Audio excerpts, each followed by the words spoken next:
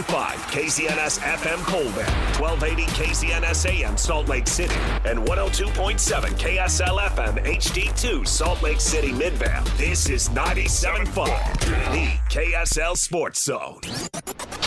It's time to get your morning started with the news you need to know. News update. This is what's trending with DJ and PK. Hashtag NFL.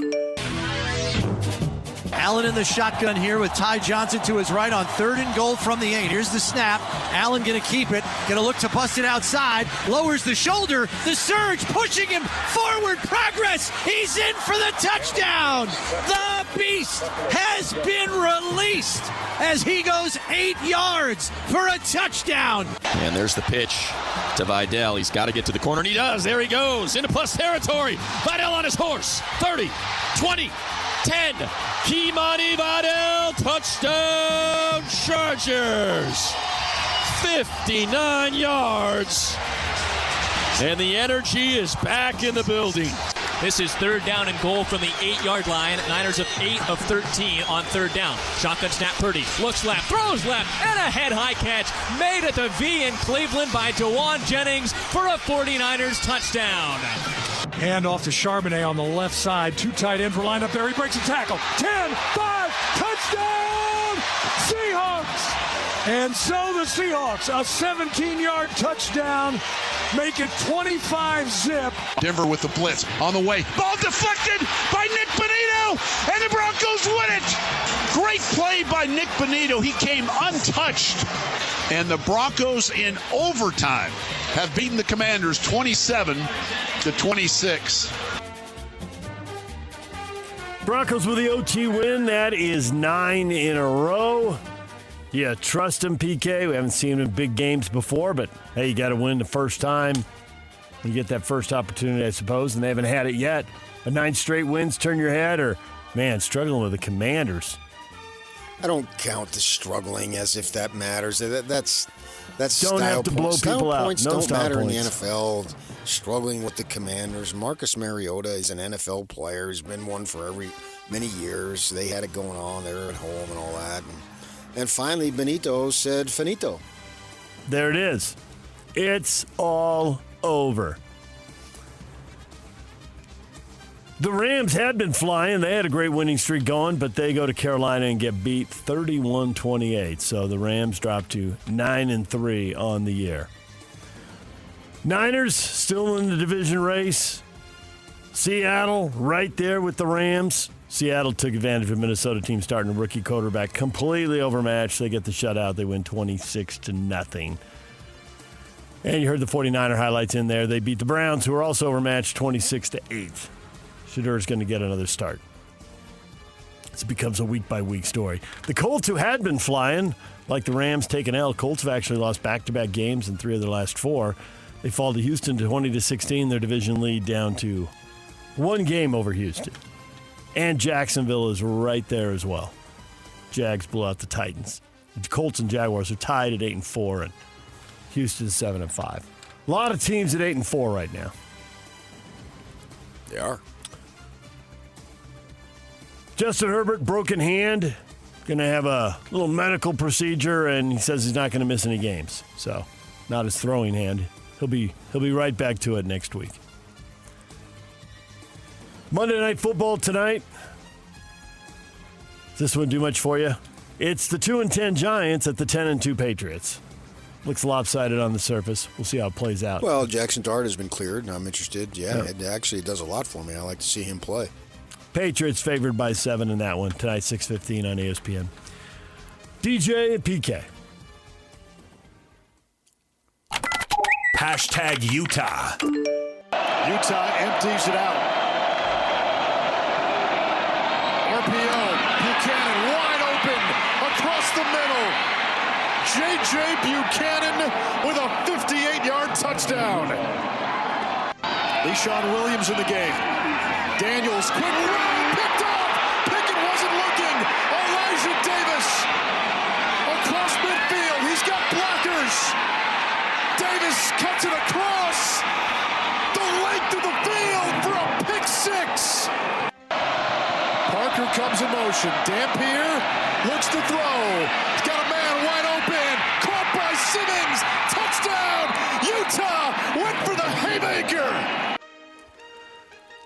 The Utes get win number 10. They beat the Kansas Jayhawks 31-21. Now, they threw up more than they ran it in this game. 253 yards passing, 161 rushing. Not what I would have guessed, but after a slow start, they get it done. Well, plus when you combine all the passing yards that they gained on defense with their interceptions. Yeah, right? Jeez, what a turnover machine Daniels was. Giving the ball away. Now the Utes wait. See what their bowl assignment is. They had a path there, PK. A month ago we were talking about the path, but the path never opened up. Teams in front of them didn't lose, so looks like they're stuck on the outside looking in as far as the playoff. Wait for the bowl assignment, although it sounds like Vegas. It does? Yes, it does. Okay. I haven't been paying attention to their bowl destination. Don't know, it doesn't matter to me. DJ and PK. Hashtag Utah State. Utah State had a double-digit lead on Boise State, but they couldn't convert on some fourth downs, gave the Broncos field position, and Boise State capitalized, and they come back and win 25-24. Aggies 6-6. Their only home loss of the year comes on Senior Day. That's a bad loss. We could spin it, but man, some of the decisions. They had it, and they let it slip away. I just don't Going for it on fourth down in your own end, punt them, make them go 70, 80 yards. But they didn't, and then they didn't convert. Yeah. DJ and PK. Hashtag BYU.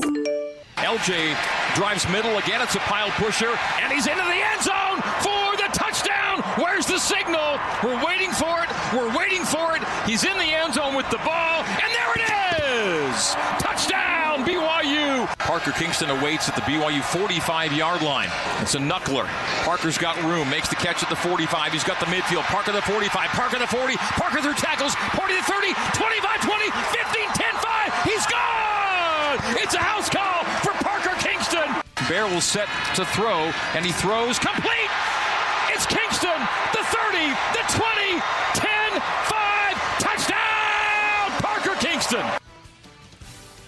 BYU down 14-0 after one quarter. Rallies and ends up blowing out UCF 41-21. LJ Martin, 95 yards and 3 touchdowns in the win. Kind of a foregone conclusion there. I guess your heads were turned a little bit maybe in the first quarter, but there was plenty of time to come back, and they did. Had to lead by halftime. Yeah, I thought Bear was awesome, man. So efficient, so effective. And now they get Texas Tech. Can they avenge the one loss they've had this year? 10 a.m. Saturday, Jarrah World in Dallas. Plenty of time to get to that. And Kalani Sitake. Is Penn State going to get him? Is he going to lead? Is it just leverage? Is he going to stay? What's going to happen? What is next? Welcome to the coaching carousel. Well, we seem to want to worry about being on time on this segment. Do we want to talk about it? We can hold on to it till the next one if you want. Okay. No, I don't think what's trending to me should always be what the top stories are, not as many stories as you can cram in. So to me, I think it's the story of the day. And there's a likely possibility for sure. DJ PK. Hashtag college football. Lane Kiffin goes to LSU, says he wanted to keep coaching at Ole Miss, but he's taking some assistant coaches with him. Inevitably, he'll probably take some players with him too. And so the athletic director said, no, you're not coaching, you're out. So he's gone as Ole Miss gears up for the playoff. They will miss out on the SEC title game. That'll be Alabama and Georgia. Well, I don't see how he could have continued in today's world with the transfers and coaches. I mean, you need to be recruiting all the time. December, arguably, is the most important month of the season in terms of building your roster. Setting it up for next year. Yeah. I mean, the job literally never ends. The season ends But for the job some keeps seasons going. over. But it just, guys will be back at it today, this morning, probably pretty much across the country, wherever they are, no matter the time difference. They're in their offices as we speak because you've got to gear up for the next season. And the next roster build happens immediately. I mean, signing day is right this week, and then you got the transfer thing opening up in a month, and guys are already they can announce they're in the transfer portal at any point. So that means you've got to do their homework on those kids immediately. It's not like they wait till January 2nd. Oh, I'm going to be in the portal. No, it's not the way it works. And so under the circumstances, I don't think Ole Miss had any choice but to do what they did. Florida hires Tulane coach John Summerall, who might be in the college football playoff as well. They're going to have to win their conference tournament or the conference title game. But assuming Tulane can pull that off, then that could be 2 of the 12 teams with a head coach who's moving on. Lame duck or already gone. Lame duck? Is that what you said? I said lame, but I get the play on words, yes. Yeah, and you have these conference coaching openings in the American. It reminds me of, was it the end of the WAC when it was Sonny Dykes and McIntyre and Gary Anderson? They all moved up. Yeah, you're right. The last year of the WAC. Yeah. And there were 3 teams that dominated the league, and they all 3 got new jobs. Yeah. And now all 3 are long gone on those jobs. Oh, yeah. Yeah, but it's Tulane and North Texas, and North Texas coach is going to Oklahoma State, and the Tulane coach is going to Florida. But Friday night, 6 o'clock on ABC, you got a conference championship football game with those 2 teams, and the winner gets into the playoff. But first things first, got to take care of the contract. Arkansas hired Memphis coach Ryan Silverfield. That's another one of the American moves that PK was referencing there. Yeah. Michigan State fired former Oregon State coach Jonathan Smith. Kentucky's fired Mark Stoops. Both are owed more than $30 million. Michigan State reportedly intent on hiring former Northwestern coach Pat Fitzgerald as their new head coach. So, well, that won't have any domino effect, maybe in the assistant ranks, but on the head coaching, because obviously he does not have a head coaching job as we speak, although he did get one. He was not coaching from another institution. And that leads you to a little bit of the Penn State idea. And if you just have some logic there, well, all these other schools are hiring coaches now. That would lead you to believe Penn State's new man is working at another job as we speak.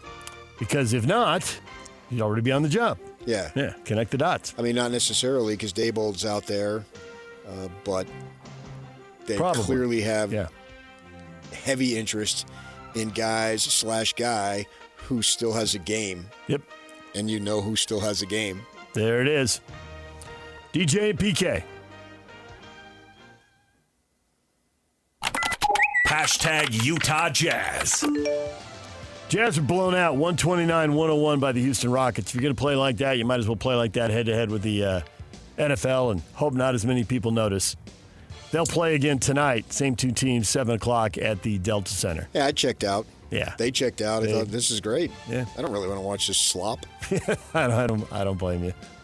It was brutal. Yeah. And we'll see how they bounce back tonight against the Rockets. I don't even know what the excuse du jour was as to, what was it, the first game back from a road trip or all these excuses that we come up with. I have no idea what the excuse was, why they sucked, but they sucked, and fine, you're going to suck. No sense in me paying attention, and I moved on to the NFL. DJ and PK. Hashtag NBA. Will anything slow Oklahoma City down? Hartenstein's out. 10 to 14 days. Calf injury. How many guys can they lose, PK? Well, they got Williams back, though. And, I mean, he's not a big man. Cody's older brother, but he's an emerging player. So they made that trade, and away they go. Thunder beat the Blazers 123-115. Oklahoma City, 20 wins, 1 loss. A fantastic start right out of the gate for them. Celtics beat the Cavs. That was mildly surprising, I suppose. Boston staying over 500 with a 117-115 win. DJ and PK. Hashtag college basketball. BYU wins the ESPN Events Invitational title 83-79 over the Dayton Flyers Friday. Cougars improved to 6-1 with a couple wins over the holidays. Surprise Utah beat Ole Miss. Beat a team from the SEC, and the SEC was awesome last year. We'll see how awesome they are nice this win year. for them. I mean, any win's a nice win for them, so I guess to an extent, sure. What is it, 1 point they got? Yeah. 2 free throws, 4 seconds left to win the game as it went back and forth down the stretch. It was late. I went to bed. I'm not going to pretend I stayed up and watched it. Utah State, overtime, they beat Montana State 84-81 in Logan. What Saturday dog is afternoon. next on their schedule? That is a good question. I do not know. I think they're headed out to USF on Thursday and Charlotte Sunday. It's a 2-game road trip on the East Coast. DJ and PK. Hashtag Major League Baseball. Dylan C., 7 years, $210 million. The Toronto Blue Jays sign him up, taking one of the top free agent arms off the table. He's made at least 32 starts in 5 seasons in a row. In an era when a lot of pitchers seem to be having arm problems and surgery and getting shut down, he's been an Iron Man. 32 starts. Well, I mean, he doesn't Full-time. cease to exist. Oh, okay. Very good. Very good. Orioles sign all-star free agent closer Ryan Helsley to a 2-year, $28 million deal. DJ PK. Hashtag NHL.